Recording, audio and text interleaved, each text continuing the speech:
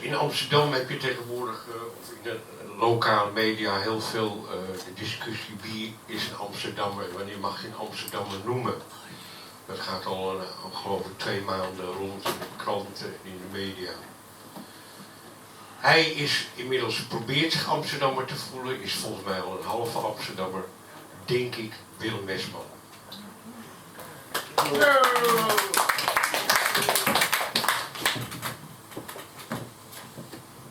Goedemiddag, ik kom uit Brabant. Voor de duidelijkheid. En verder heb ik bijna overal gewoond en ben einde nu 12 jaar in Amsterdam. Maar, enfin, laat ik daar niet over hebben. Mijn eerste gedicht gaat over mijn dochter die 3 jaar geleden is overleden. Helaas, aan een ernstige ongeneeslijke ziekte. Claire, jij was mijn ware kind. Zon in je ogen, zon in je hart. En een almaar verder verrottend lichaam. Jij bleef overeind. Velen om je heen waren en zijn goed. Te veel zijn egocentrisch en jou niet waard. Je hoop smolt met de jaren om te kunnen vervullen waar je recht op had. Geluk, blijdschap, kinderen, veel samen met geliefden, dieren, spelen en avonturen. Maar de wereld is koud. En tevens te heet dus. Er is geen rechtvaardigheid. Zelfs een verzonnen opperwezen brengt hij niet. Dat is een afleidingsmanoeuvre. Van en voor de bange menselijke geest. Maar je ziel en geest waren en zijn puur. Verlost van je lichaam straal je zoals je altijd al deed. De wereld krijg je niet echt, slechts symbolisch eronder. Tweede, Moederdag. Ochtend, het is toch een beetje Amsterdam. Onbestemde gevoelens, betekenisloze dag. Dat slaat niet op Amsterdam overigens.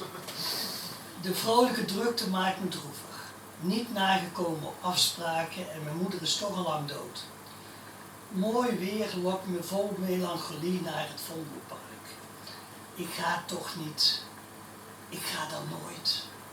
Ik blijf en doorsta en probeer het later recht te trekken. Niets zieligs aan. Want het gemis van iemand die je nooit hebt gehad, is een schroeiende leegte, een vulkanisch verdriet, een ontkenning, een verlangen, een nooit geschreven appendix in mijn boek. Geef mij maar Dierendag.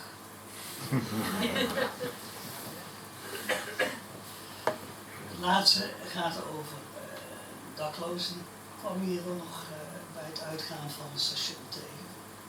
Ik had wat los geld op zak. Ik kan hem nooit voorbij lopen. Geen van allen. Een licht verdwaasde man heet het. Een licht verdwaasde man staat langs de donkere straat. Ver na middernacht. Hij stinkt naar alcohol, gelardeerd met de vleug knoflook. Van de nog laat binnengewerkte hap shawarma die ergens lag.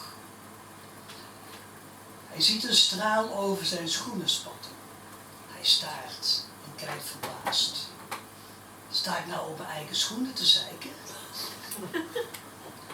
Zijn hond volgt traag, aangepast aan zijn slepende loop.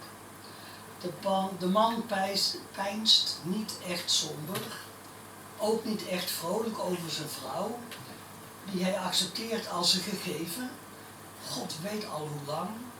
Hij ziet haar ook al lang niet meer, alleen haar geur herkent hij soms. Hij peinst wat over zijn 3 kinderen, eigenlijk 4. De verloren dochter roept, een scheut van verdriet en verlies in hem op. De anderen zijn goed terechtgekomen. De een rookt wiet, de andere zuipt als hij. En zijn oudste dochter is dokter Anders. Of zoiets.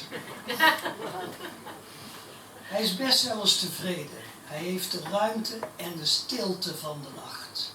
Straks gaat hij weer op zijn eigen stuk karton liggen. Hopelijk zacht.